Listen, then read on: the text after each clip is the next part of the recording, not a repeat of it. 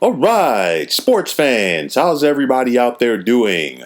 William Martin coming at you one more time here on YouTube with another edition of the 300 Pounds of Sports Knowledge podcast. Now, for the first time in a decade, the San Diego Padres have the look of a contender in the National League. Now, it has been a rough go of things for the Padres. You're looking at a club that has not made the postseason since 2006, and they haven't finished the season with a winning record since 2010 when they went 90-72, and they collapsed coming down the stretch of the regular season that year, and they missed out on the postseason.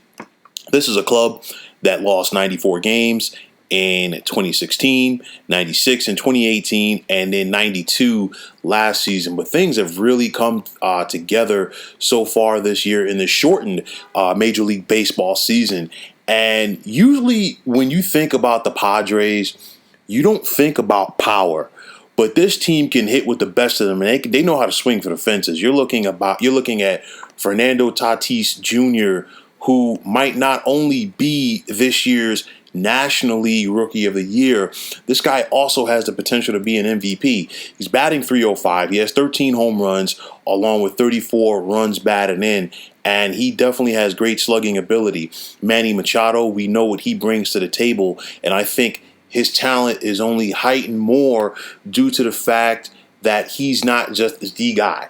He's one of the guys, and that I think is best when you see Manny Machado when he's one of the guys as opposed to being the guy. And of course, you know, once the Padres gave him that big contract in free agency, a lot was expected of him. Will Myers has always been a guy who knows how to swing for the fences. And then you have a veteran like Eric Hosmer, who was brought in a few years ago to the Padres, but he has championship experience in helping the Kansas City Royals win the World Series in 2015. I think one of the biggest moves that the San Diego Padres have made recently is picking up Mike Clevenger from the Cleveland Indians. We know that he had a falling out with the organization there in Cleveland.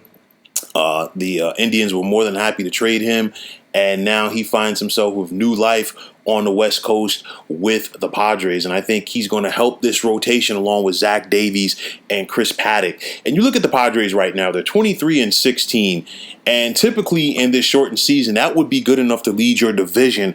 But the Los Angeles Dodgers, they've just simply been lights out right now. But of course, we know that it's going to be an expanded postseason this year. 8 clubs from each league are going to be in the postseason. If the playoffs started today, the Padres would be the 4th seed, and they would be playing the Philadelphia Phillies out of the National League East. Make no mistake about it, this Padres team could do some damage in a very short series. Why? I know that when it comes to the postseason, it's all about pitching, and that still will be the case.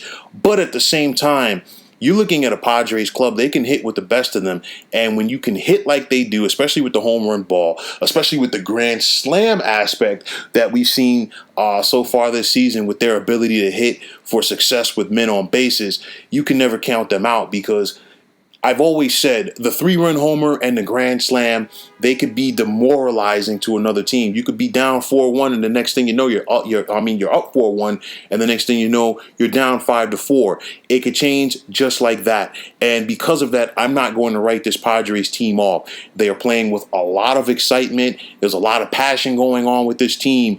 And like I said, coming into this shortened season, you're going to see a lot of surprises. You're going to see a lot of surprise teams.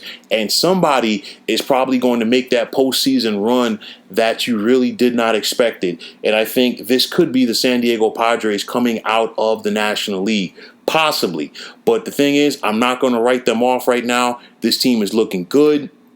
And of course, in this shortened season, you really don't want to take your foot off of the throttle. The Padres definitely have a very manageable schedule coming down the stretch. They only have 3 more games with the Los Angeles Dodgers, so they really don't have an opportunity to make up that much hay in this division, but they still are going to pile up the wins. 23-16 right now. I would not be surprised to see this team win 35, 36, or even 37 games and go into the postseason with a lot of momentum. But for the first time in a long time, there is definitely something to be excited about the team in the 619. So folks, that is going to wrap it up. And as always, I want to take this time out to thank you for tuning into the 300 Pounds of Sports Knowledge podcast. If you have not already, please feel free to click on that subscribe button for this channel. Now, if you're on Twitter, please feel free to follow me at 300 Pounds of Sports. And like I always say, if you follow me, it will be my pleasure to follow you right back.